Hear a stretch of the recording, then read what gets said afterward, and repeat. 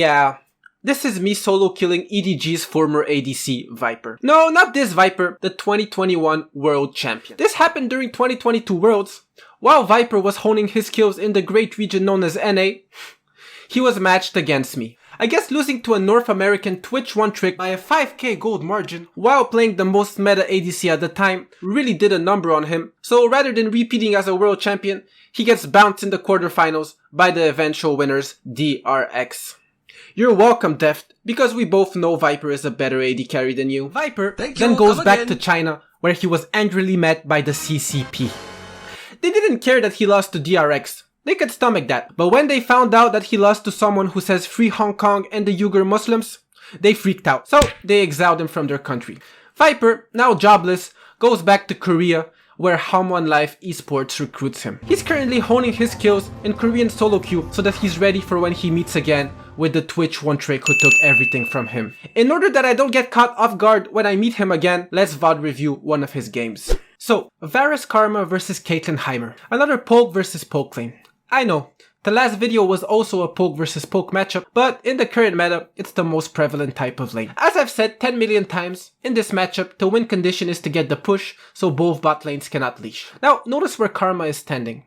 At level 1, the Heimer wants to come in lane before the minion wave in order to set up his towers so that he can guarantee the push. Karma anticipates that, so she sits there in order to hit Heimer with a mantra Q if he ever decides to do that. Just so you guys know the type of mind games played in really high elo, Heimer anticipates the anticipation, so he walks up with the wave. Despite everything I just said, Heimer walks up to the bush and eats a Karma Q to the face, as well as a Varus E. Playing versus double Comet bot lane is so annoying, but they're playing Heimer Caitlyn, so I don't really feel bad. Notice how Sejuani is not in lane right away, and she walks up through river. When you see something like that, it's fine to assume Sejuani leashed. Here, notice the trade pattern. As soon as the Varus E is off CD, they both once again use their abilities on the Heimer. It's best to focus your poke on one target rather than on both, because as soon as you make one person base, or make him unable to walk up because he will die if he does so, the lane becomes 2v1 and you've already won. Here, we trade back on Caitlyn since it's 2v1 because Heimer isn't in range, but as soon as Caitlyn uses her heal, you should back off right away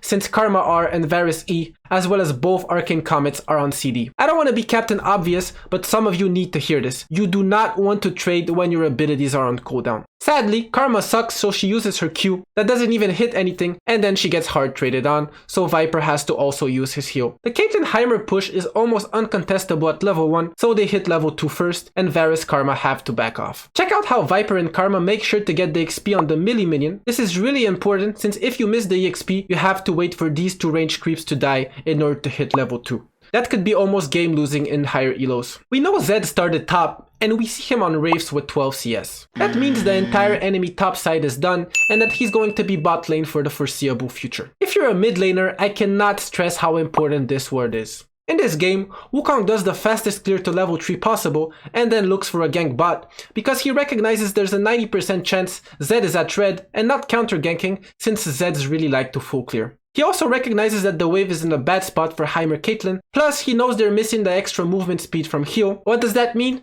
It means it's a really good gank. Heimer dies, but this is still a really sticky situation for Viper. They cannot base since Caitlyn will then crash the wave and Varus will miss golden XP, but they also cannot fight the Caitlyn 2v1 because it's not actually 2v1, Zed is 100% shadowing the Caitlyn here. So what do we do then? Well, we do as much poke damage as we can to Caitlyn while still staying at the safe distance from a Zed gank. Since I'm always right, Zed shows his face bot, so Karma has to also flash. She didn't get chunked too hard, so it's not too bad since the enemy cannot dive them. Here, Zed bases, so Caitlyn uses the crash to also base. Varus and Karma do the same since they're fucked if they don't. Here, neat little trick from Heimer. Check out how he drops a turret to draw minion aggro on it, and as soon as the minions drop aggro from the turret, they all switch their focus on one minion, making the wave push towards the Heimer. While we're basing, let's do a quick recap of what we know.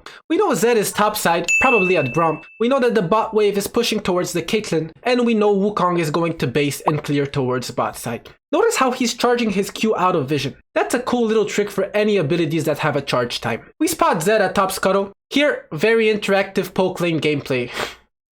Caitlyn used her net, so Karma says it's her time to shine and runs up to root her. I have no idea why Caitlyn did not flash, but she doesn't, so she dies. Varus saw the all-in angle, so he committed both his summoners. Matrix dodges on the turret, And the Heimer is out.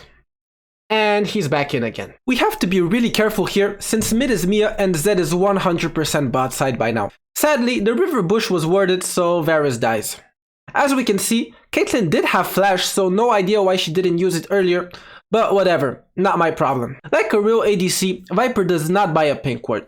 Check out how we see the Krugs die, so we know that Zed won't be bot anymore after this. His blue, wolves, and gromp are now all up. This tells us that there are no junglers bot, so we just set up a slow push and we do as much poke damage as we can in the meantime. Karma getting hit by too much shit and missing too much shit also for my liking, but whatever, once again, not my problem. Zed could have been bot by the time they crashed the wave, so Karma goes to check Tribrush, but we see him at top river, so she backs off. We continue the bullying in the bot lane, aka pushing, poking, and getting plates, aka the 3Ps, aka pushing P, aka free my guy Young Thug. At this point, the enemy bot lane is hard fucked. It's a lose-lose situation for them. Either they base and they lose a shit ton of plates in CS, or they stay and they die and lose a shit ton of plates in CS. I guess the enemy bot lane opts for the second option, so they both die. Somehow, someway, Sejuani is bot, so Karma also dies, but it's still 100% worth. 2 for 1 in a 3v2 is always good. Here, the play is pretty obvious. Go back bot lane and get prio, poke the enemy bot lane, get the tower down to 2 plates, and then use the rift to secure first blood tower. Then, we translate the bot lane prio into a Drake. Here, Karma is on a roam timer, since the wave is pushing in towards Varus. Once again, charging Q while he's out of vision. For a second, he thinks about freezing the wave because Wukong is bot, but then he realizes he cannot accomplish the plan by freezing. He sees Zed mid, and as soon as he sees him there, he uses his ult. Notice how the last time Caitlyn dodged the R with her E, but now Varus angles it in a way where she cannot do that anymore.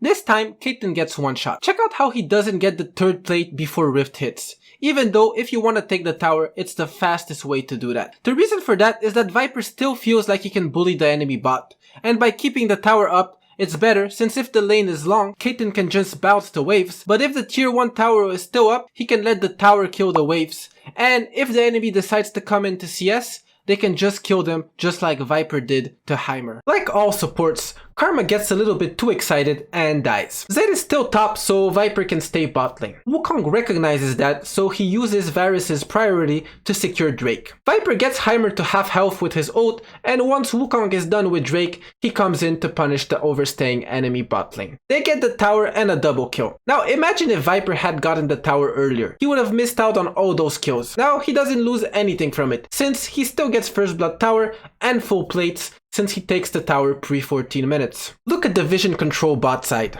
I would not want to leave this lane. But with Aatrox dead, Drake gone, and bot tower dead, going top is 100% the optimal play. Plus, this way, the Aatrox can maybe benefit from the vision control bot side. I'm pretty sure though, as a top laner, he will still find a way to die. There is no one top, so this is just an ADC paradise. He can collect plates for free. Viper gets the feeling that there are people coming top, so he backs off since taking tower while in the face of a Sejuani who can just argue with people coming top isn't the wisest choice. He goes to shadow Karma, but the enemy still decides to force a fight on them, since if they don't kill them there, they will just get slowly bled out. The Hail Mary doesn't work since both bot laners have sums and they all die for it. At this point, the game is over, and since this is Korea and it's 15 minutes, I'm expecting an FF vote very soon. I can definitely sense the enemy chat here.